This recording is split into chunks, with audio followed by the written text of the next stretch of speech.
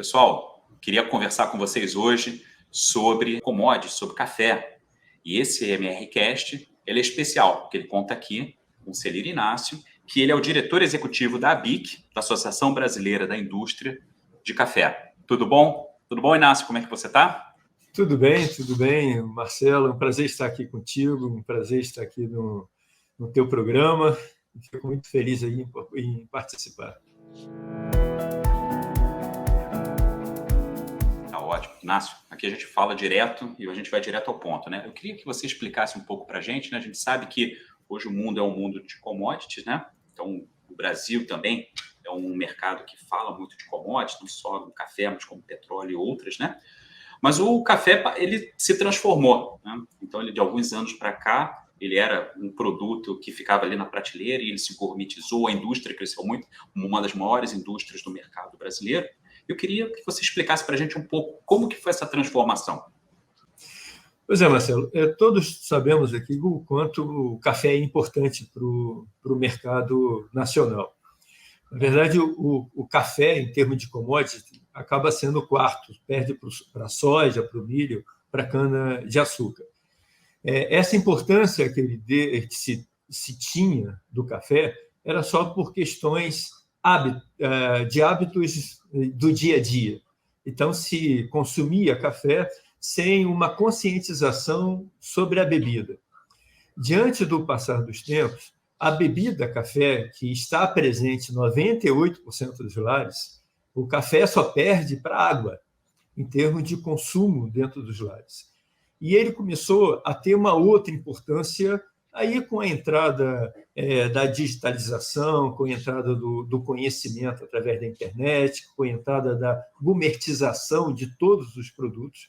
Os consumidores começaram a ter uma atitude diferenciada. Óbvio que nós temos ainda o hábito de tomar café, café é resiliente, o café está sempre presente nos lares, o café é uma bebida que traz conforto, isso nossas pesquisas apresentaram. Então, o café é muito mais que apenas só uma bebida. Mas o consumidor começou a exigir mais do café, e a indústria começou a responder referente a isso. Hoje você tem várias formas de beber o café, várias formas de preparar a sua bebida. Nós entendemos, e isso começou lá na pandemia, que as pessoas começaram a ter momentos de beber o café além daquele costumeiro, do café da manhã ou do café da tarde, ou que lembrava só aquele momento que você tinha com a família. A gente entendeu que como as pessoas tiveram que levar o trabalho para casa, eles tinham café, que era o coado, que era aquele tradicional que tomava no café da manhã, mas tinha um cantinho do café. E esse cantinho do café era monodose, era um preparo diferenciado que ele tinha. Então, era um momento que ele se encontrava com algumas pessoas através de um vídeo ou com ele mesmo. Então, o café se reinventou diante de uma necessidade que os industriais perceberam claramente que os novos consumidores estavam tendo. Então, o café passou de ser apenas só, como sempre foi, uma bebida, mas começou a ter aquele entendimento como começamos a ter alguns anos atrás de vinho. Então, você começou a entender qual é o café que dá maior preparo diferenciado, qual é o café que tem mais histórias, e esse conhecimento acabou virando também assuntos. E a melhor coisa que aconteceu, porque as pessoas começaram a falar entre elas o que bebia de café, qual é o café que mais lhe agradava, e virou assunto. E aí a transformação de café se deu em todo esse cenário.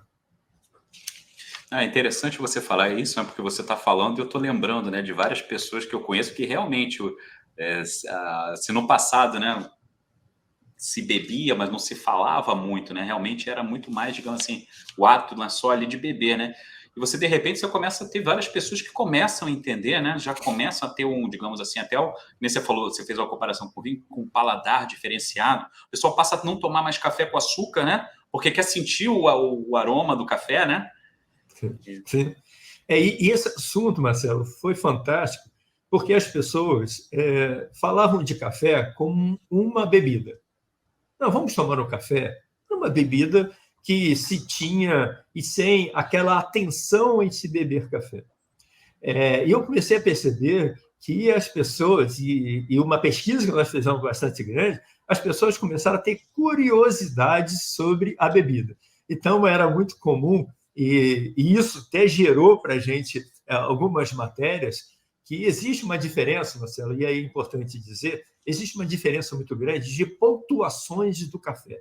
Existe uma tabela chamada tabela SCA, que é reconhecido mundialmente, que é dado notas ao café cru. E depois de torrado moído, que exatamente é um blend feito através de vários grãos e várias espécies, e faz-se esse blend que é empacotado, que a gente encontra no mercado ou em própria cafeteria, depois de torrado moído. E as pessoas começaram a falar, eu gosto de café acima de 80 pontos.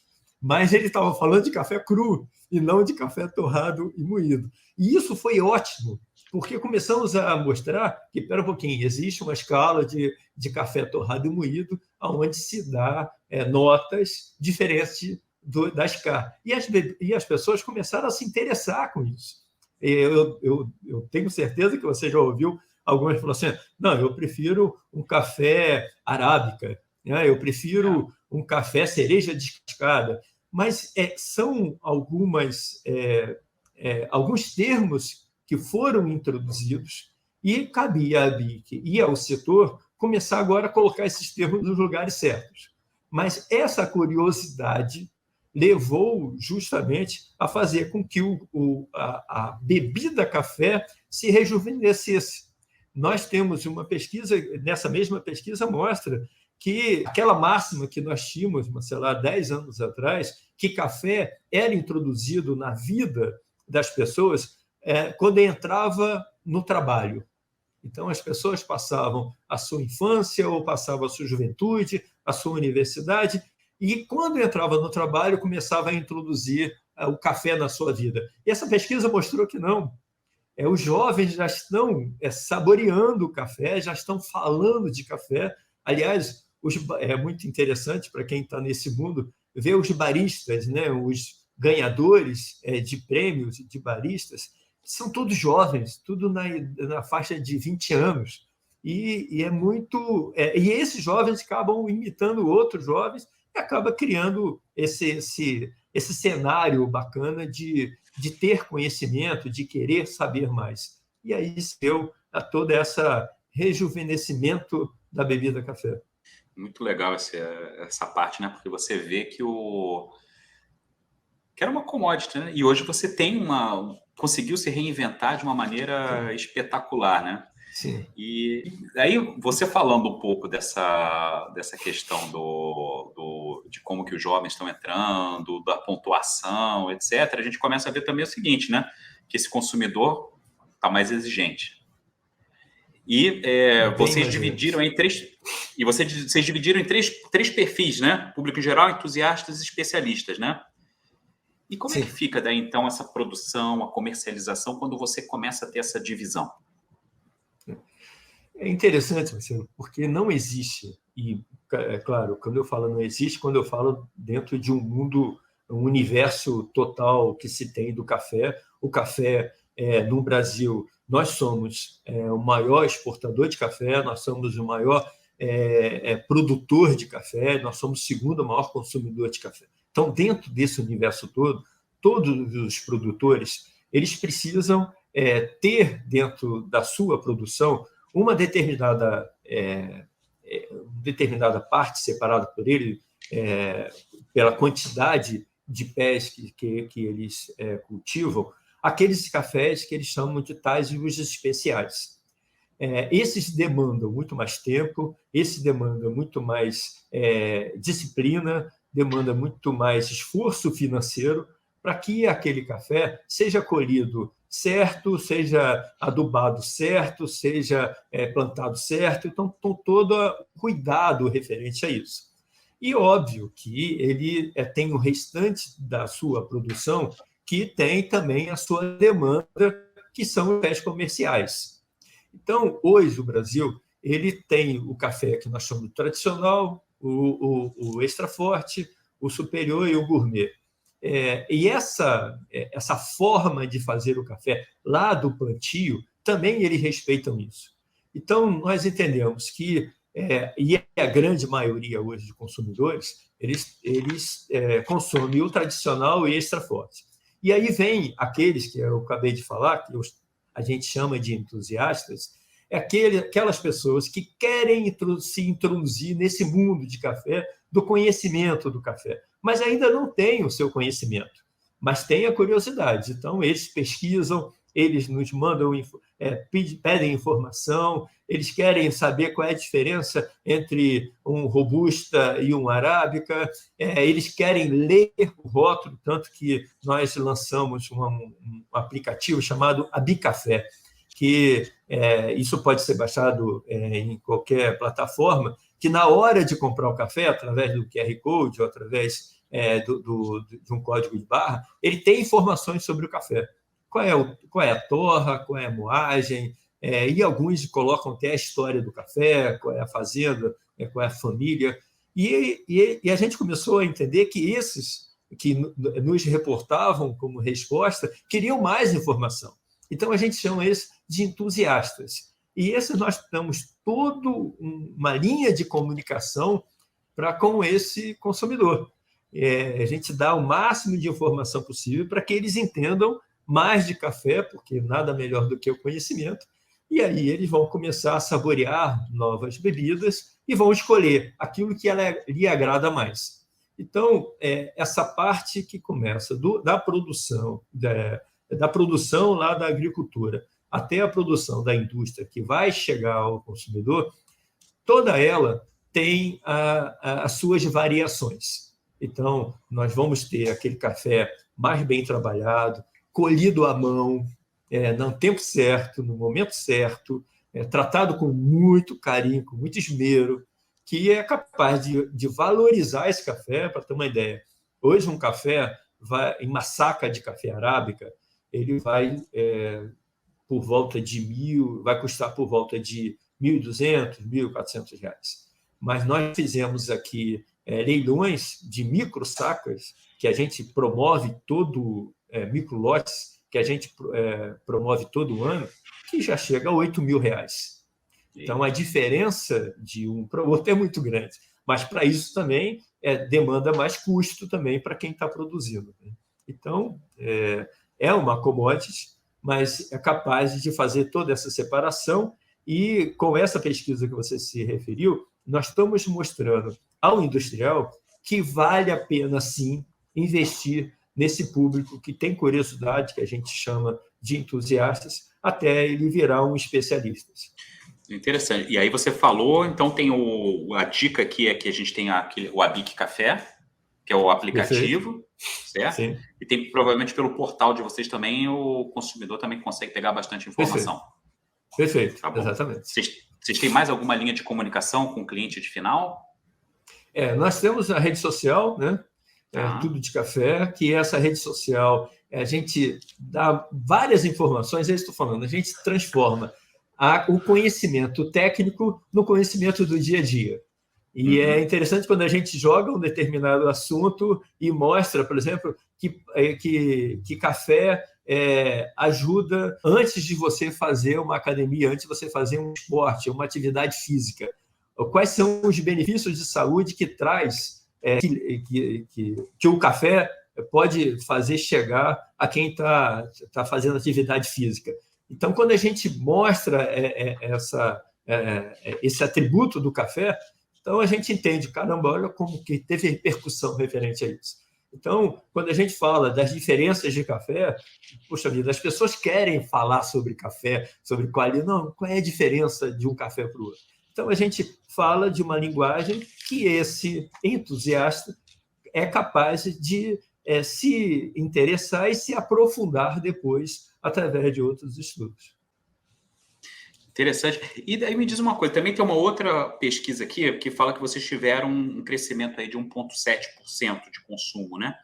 E aí a pergunta é como é que vocês conseguem, né, fazer para atrair novos públicos? é que eu falei no início, vou me repetir, o café ele já está presente em 98% dos lares. Então, a possibilidade de crescimento dele só vai ser se você consumir mais café. Então, nós estamos, a última pesquisa feita em dezembro, nós já chegamos a 4,38% quilos per capita, então nós tivemos um crescimento maior. Como é que você se dá esse crescimento? Só através de qualidade. Não existe nenhuma outra forma de você crescer o consumo do café se não for através de qualidade. Você estava falando, olha, eu lembro que as pessoas já me falaram que tomam café assim, assado. Na verdade, as pessoas só vão beber mais café se a primeira xícara agradar. Se a primeira xícara agradar, elas vão tomar a segunda. Obviamente que vai tomar uma terceira. É claro que esse limite da saúde relacionado com o café é a mesma que a gente diz entre remédio e veneno. Quer dizer, tudo em excesso pode não fazer bem. E assim também a mesma regra tem para café. Essa tolerância de café para cada um depende de cada um. Então, existe uma recomendação normal de quanto de consumo que você deve ter por dia, mas eu tenho uma esposa que eu chego à noite e ela está bebendo café e não tem nenhum efeito para ela. Ela gosta, mas é uma pessoa. Mas existe uma recomendação. Esse limite, óbvio, que tem um teto, a gente não chegou nele. A gente não chegou porque a gente sabe que a gente não é ainda o primeiro consumidor de café. A diferença aí está por volta de 6 milhões aí, de sacas, mas para os Estados Unidos. Mas a gente sabe que essa diferença não significa dentro do nosso hábito. Nós vamos criar e temos que trabalhar para que esse hábito americano de consumir café gelado possa também ser introduzido a nós aqui brasileiros. Nós fizemos uma pesquisa algum tempo atrás e pelo número que nós obtivemos, que nós somos sim o maior consumidor de café, só de café de bebidas quentes. Entendi. Só que quando você coloca o consumo de café geral, considerando essa bebida gelada, aí nós somos o segundo, perdemos os Estados Unidos. É interessante, né? Tem muito assunto aqui, né, Inácio? A gente vai fazer uma pausa agora, né? Porque a gente vai ter que quebrar essa entrevista, está ótimo, mas a gente vai quebrar em duas partes, né? E aí, já agradecemos para quem também nos assistiu aqui nessa primeira parte e já avisando que a gente vai ter uma segunda parte. Bom, Inácio, muito obrigado aí, vamos para a segunda parte. Obrigado. Obrigado a você e a todos.